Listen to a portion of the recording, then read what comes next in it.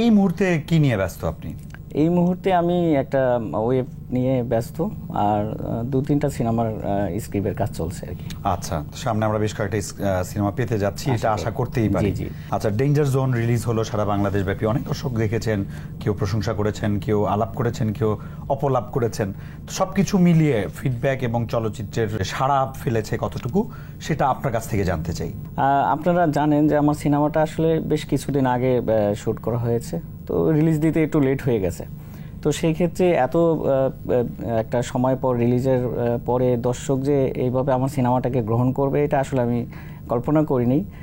সেটা কিভাবে বুঝলাম, সেটা হচ্ছে দর্শক যখন সিনেমা হল থেকে বেরিয়ে বলল যে বাংলাদেশে এই প্রথম আমরা এরকম সিনেমা দেখেছি, এর আগে বাংলাদেশে হয় না, ফার্স্ট টাইম ইন বাংলাদেশ। তো এইটাই আমার কাছে খুব আনন্দের ছিল, আর আমার ইচ্ছাটাই ছিল যে আমি এমন একটা সিনেমায় প্রথম নিয়ে আসব যেটা বাংলাদেশে এই কথাটাই বলবে মানুষ, দর্শক বলবে যে আমরা প্রথম দেখেছি। এটা কি আমরা বলতে পারি যে এটা একটা হরর ফিল্ম?